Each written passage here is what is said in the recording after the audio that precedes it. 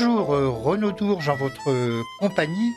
J'ai le grand plaisir, avec Benoît à la réalisation, j'allais oublier de le préciser, je suis très heureux d'avoir deux invités aujourd'hui dans ce studio. Alors, à ma gauche, j'ai Jean-Luc Evans pour un recueil de poèmes Turbulence et embellis. Et à ma droite, j'ai Thierry Saja, qu'on ne présente plus sur Radio Courtoisie, car dirons-nous qu'il a son compte serviette, comme l'on dit, surtout avec Alain Pocard, pour le dernier numéro de la revue L'Albatros. Messieurs, bonjour. Bonjour. Jean-Luc Evans, donc vous êtes poète. Oui. Vous avez déjà publié plusieurs recueils, mais le plus récent, c'est Turbulence et embellis. Comme par hasard, c'est paru aux éditions Thierry Saja. Alors, si ça ne vous dérange pas, on peut préciser que vous êtes non-voyant. Oui. Mais pas de naissance. Vous êtes arrivé dans le parcours de votre vie. À l'âge de 22 ans, oui. Et autrefois, je crois que vous étiez militaire, c'est cela ? J'ai fait mon service militaire. Service militaire, pardon. Et j'ai travaillé en usine avant d'avoir ces problèmes de vue. Et donc après, j'ai fait une rééducation fonctionnelle et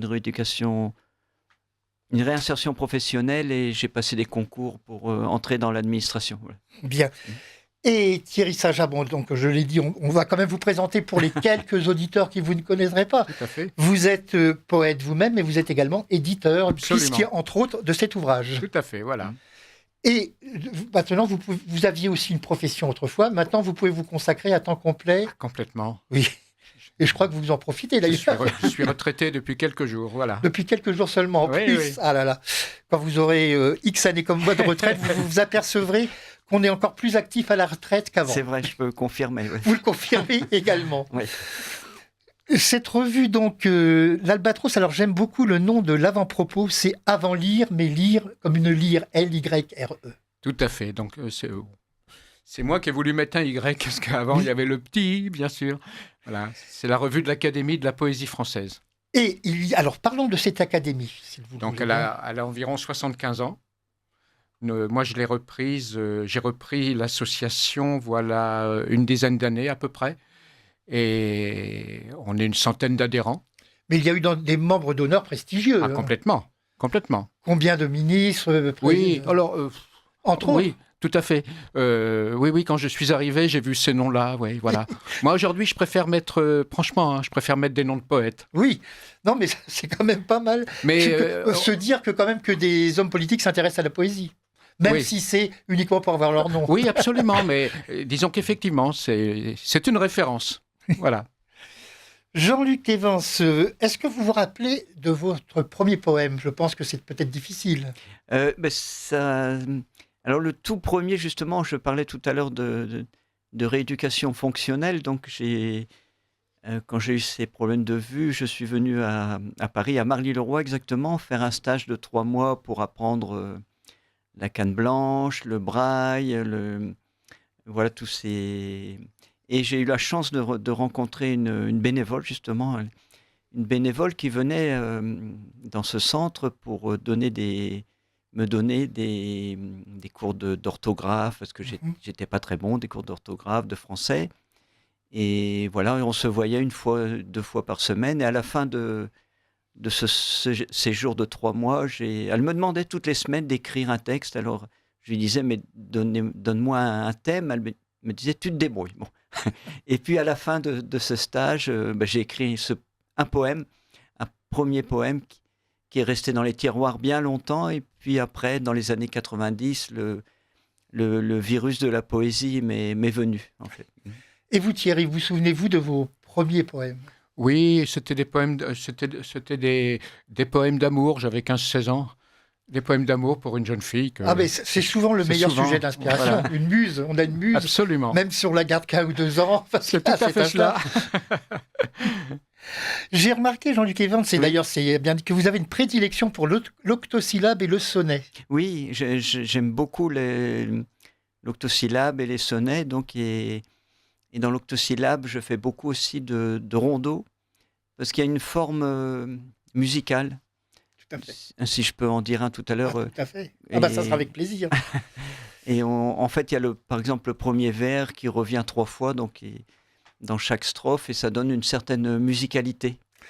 On parle des sonnets, on ne peut pas oublier notre ami Jean Berthaud qui était, Complètement. c'était le prince du sonnet, dirons-nous. Absolument, absolument, oui, oui. Ah, Jean nous manque beaucoup. On ne l'oublie jamais. Moi, je sais que je diffuse 2 de ses poèmes dans chacune de mes revues. Dans l'Albatros du mois d'avril, le plus récent, il y a 2 de ses poèmes, absolument. Effectivement.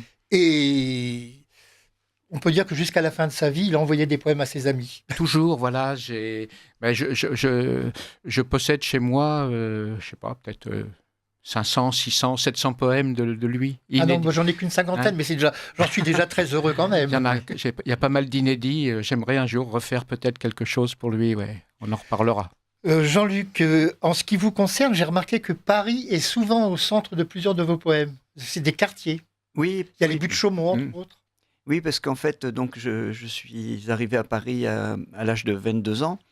Et donc, ça fait plus de 40 ans maintenant. Et vous êtes originaire du Nord. J'aime beaucoup Paris. Voilà. Je suis né dans le Nord et j'ai vécu là-bas donc plus de 20 ans. Mais bon, Paris est devenu ma ville d'amour, d'adoption. J'aime beaucoup Paris, donc on habite dans le même quartier, Thierry et moi, Belleville, les buts de Chaumont. Absolument. Et vraiment, c'est un quartier que j'aime beaucoup. Oui. Et plusieurs de vos textes, alors, sont sur des sujets entre guillemets engagés, c'est sur les dérives de notre monde, sur l'argent droit, entre autres. Oui, alors c'est vrai que c'est assez varié, donc il y a des poèmes sur l'amour aussi, la nature, mais aussi des poèmes engagés effectivement sur les injustices aussi qui me marquent beaucoup. Oui. Alors nous parlons aujourd'hui essentiellement de Turbulences et embellies, mais vous venez de me remettre Une étoile ne meurt jamais. Oui. Et vous m'avez remis, pardonnez-moi, un texte d'une association où vous êtes très actif. Oui. C'est l'association Suicide Écoute.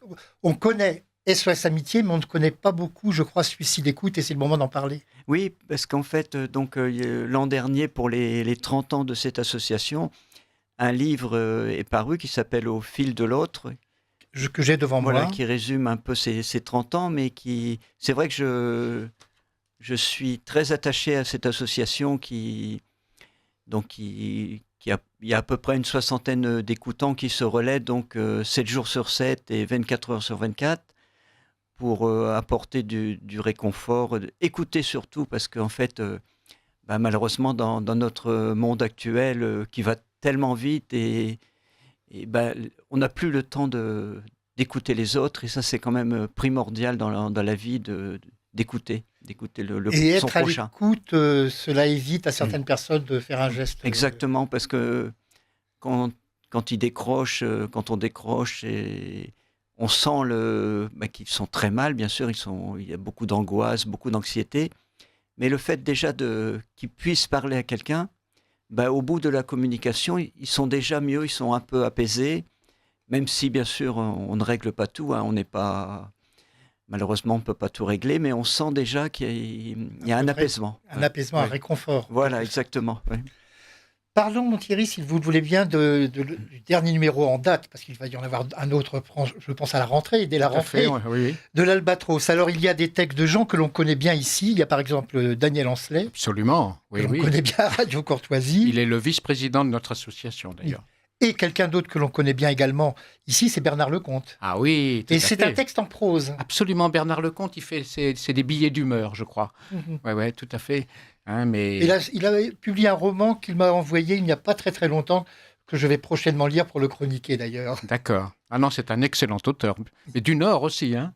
Ah bon? Ah oui. Il habite à Lille. Il habite à Lille, oui. Oui, tout à fait. Vous seriez en pays de connaissance, donc. Et il y a également Nathalie Clifford-Barnet.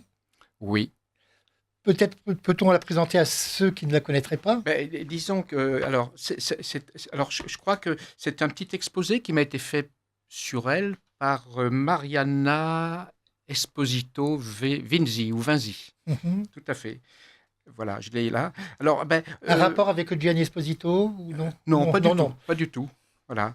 Donc, qui était poète aussi. Oui, tout à fait. Donc, c'est un auteur qui écrivait des sonnets. En fait, c'est magnifique. Je veux bien vous en lire un si vous voulez. Bien sûr. Et après, on écoutera notre ami nous dire un rondeau justement tout après. À fait. Donc, c'est un auteur qui est né en 1876 dans l'Ohio, aux États-Unis. Voilà. et qui s'est fait connaître en tant que poète. Mais, elle est décédée à Paris à l'âge de 96 ans en 1972. Nous aurions pu la connaître. Voilà. Alors, je vous dis son petit sonnet. Oui, bien sûr. J'ai le temps, oui. Alors, Méduse. Dans la forêt de mort, sans saison, sans feuillage, où la sève des pins de leur tronc mutilé coule en lente agonie, il est un exilé de la vie attendant de vains appareillages. Il regarde la vague apportée sur la plage, les masques transparents aux traits annihilés, des méduses semblables aux ruines de filets. À ces visages d'eau s'oppose son visage. Masques faits et défaits du mouvement des flots, la mer toujours les roule à même ses sanglots. Des soleils de minuit jusqu'à l'aube des lunes, les immolés ont tous la face de Jésus, qui, des sables passifs rejetés par le flux, compte le temps sans fin au sablier des dunes. Alors, ce texte Merci. est dans ce numéro de l'Albatros. Absolument, précisons-le. absolument. Nous allons maintenant demander à Jean-Luc Evans de nous dire justement ce texte, ce rondeau. Quel est son titre ? Les fleurs de la vie. Je saisis les fleurs de la vie et j'en extrais tous les parfums pour embaumer mes lendemains, les jours de tristesse et de pluie, pour jouir de soupçons de nuit et donner au jour son satin. Je saisis les fleurs de la vie. Je goûte la menthe et la mie, le coquelicot et le lin, et je laisse couler le vin. Afin que l'instant me sourie, je saisis les fleurs de la vie. Magnifique. Très très beau texte. Merci beaucoup de nous l'avoir. Il y a toujours j'aime beaucoup la poésie de Jean-Luc. Il a toujours cette douceur dans le verbe et surtout quand il les dit, on entend bien, c'est magnifique. Et je rappelle que son plus récent ouvrage, c'est Turbulence et Embellie, bien sûr paru aux éditions Thierry Saja. Une question que je vais poser à l'un et à l'autre. Victor Hugo disait « Défense de déposer de la musique au pied de mes vers ». Quel est votre avis sur ce sujet, à l'un comme à l'autre ? Oui. Commençons par Jean-Luc. Si vous voulez bien. Non, moi, ça ne me dérange pas. J'ai un ami, il y a quand même très longtemps, plus de 20 ans, qui avait mis 3 ou 4 poèmes en musique et ça m'avait ravi. Franchement, ça m'avait fait c'était un grand plaisir pour moi de les entendre différemment, en fait. Oui, je partage l'avis de Jean-Luc. Hein. Effectivement, effectivement, la musique pouvait suffire dans ce qu'il disait, écrivait Victor Hugo. Mais je pense que la musique apporte quelque chose en plus. C'est différent. On ressent le poème différemment quand il y a une musique dessus. Ça nous permet d'aller entre les lignes. Et il y a des textes de Victor Hugo. Bon, oui. Il y a Brassens qui absolument, a mis musique, absolument. Colette Mani avec absolument. Oui, tout à fait. Donc, je pense que s'il les avait entendus, il n'aurait pas été contre. Oui, je pense aussi. C'est certain que ça apporte quelque chose, absolument. Nous allons donc continuer. Alors, dans la revue L'Albatros, il y a une petite allusion, enfin, on parle d'un club qui a été très célèbre à une époque, et je me souviens d'une émission sur France Inter très très ancienne, c'était Jean-Pierre Ronet, le Club des Poètes. C'était la fine fleur de la poésie française, mes souvenirs sont exacts, sur France Inter. Oui. Peut-être était-ce même encore Paris Inter à l'époque, je ne me souviens plus. Je ne sais plus. Mais nous allons en parler après, mais nous allons laisser passer un communiqué si vous le voulez bien. Oui.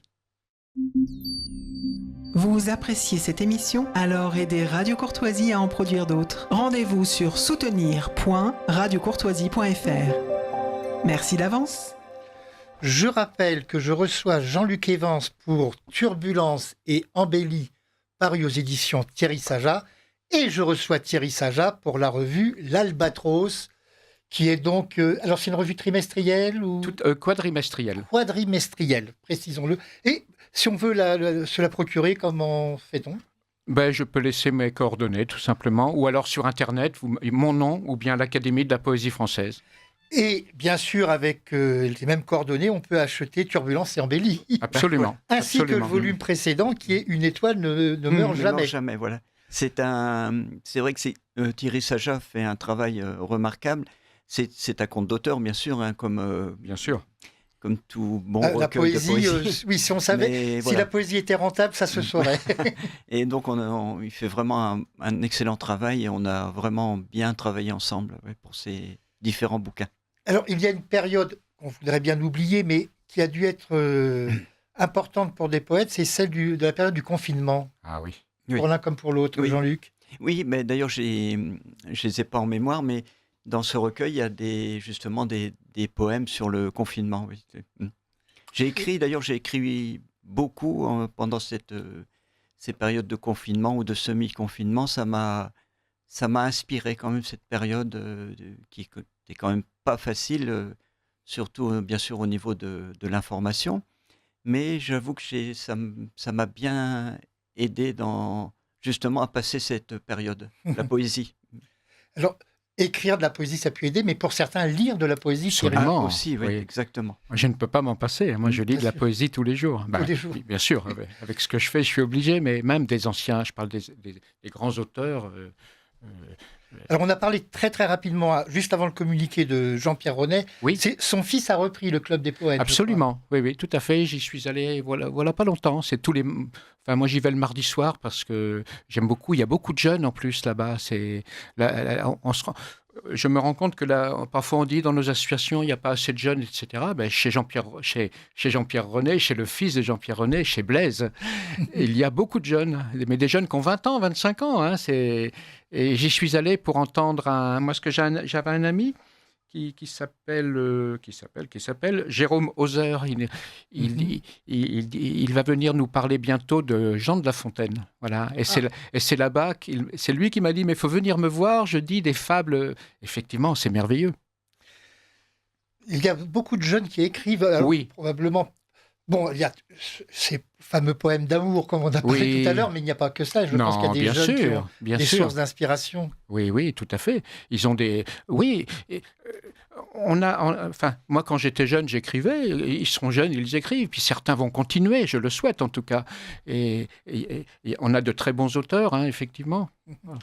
Jean-Luc, justement, avec cet engagement d'association Suicide Écoute, est-ce que la poésie peut peut-être aider certaines personnes, ou est-ce que vous avez déjà parlé de vos propres, peut-être pas de vos propres poèmes, mais de la poésie à ces personnes? Non, parce qu'en fait, on est surtout là pour les écouter.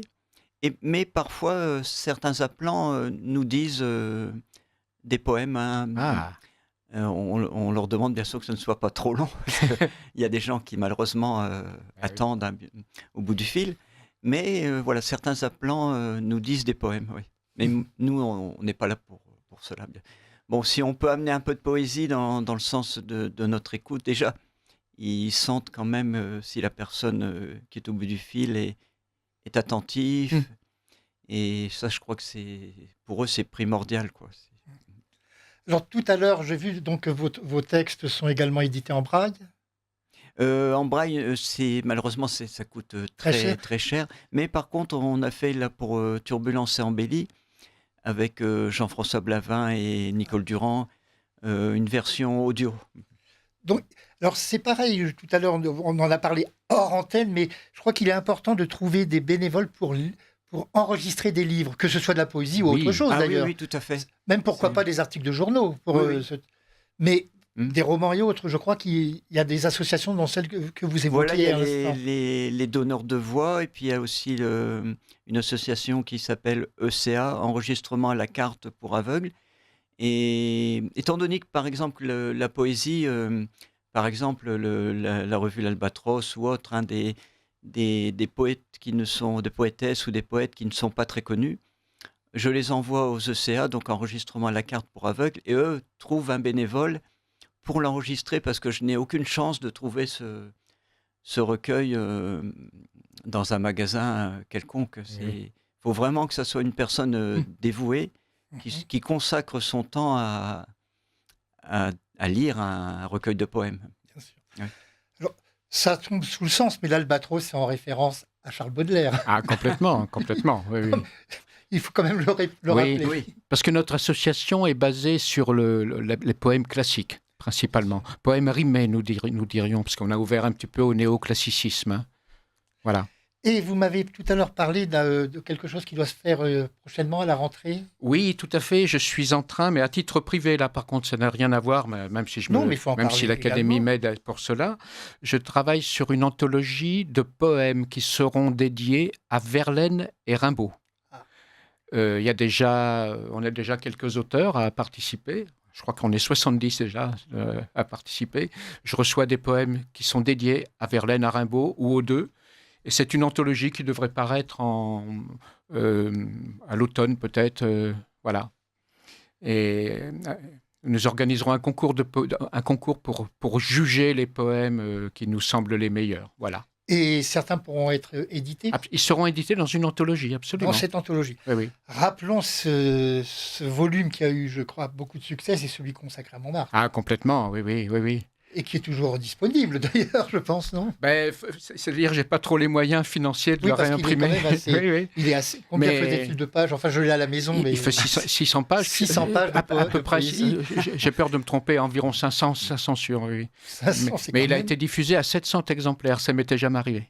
Oui. 700 exemplaires, pour moi, c'est beaucoup. Ah, ça, je veux bien le croire. Jean-Luc, est-ce que vous écrivez tous les jours ou il y a des périodes plus favorables que d'autres? Non, je n'écris pas tous les jours. C'est vraiment, je laisse un peu l'inspiration venir.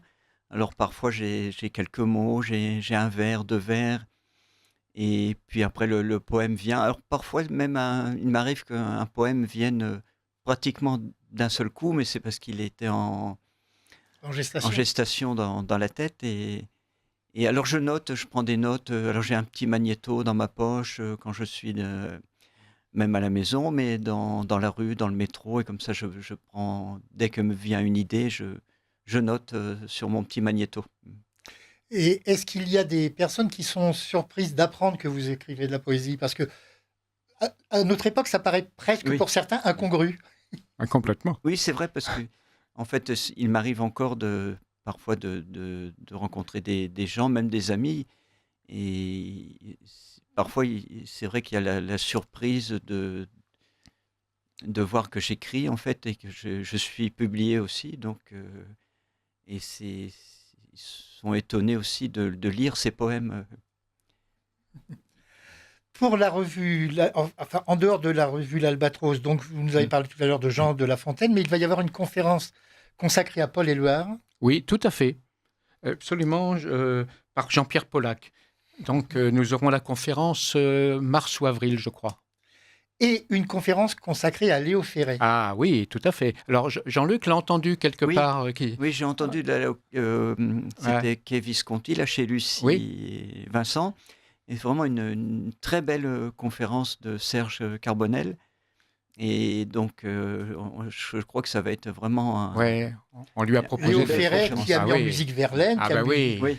Et nous arrivons au terme de cette émission et nous allons terminer avec justement par Léo Ferré qui va nous chanter une de ses chansons, Les Poètes. Mais je rappelle qu'aujourd'hui, nous avons parlé de l'Albatros, la revue quadrimestrielle, et de Jean-Luc Evans, Turbulences et embellies, aux éditions Thierry Saja. Merci. Je vous remercie l'un et l'autre d'être venus aujourd'hui, et j'aurai plaisir, j'espère, à vous retrouver dans quelques mois pour d'autres ouvrages. Merci. Plaisir. Et nous écoutons Léo Ferré.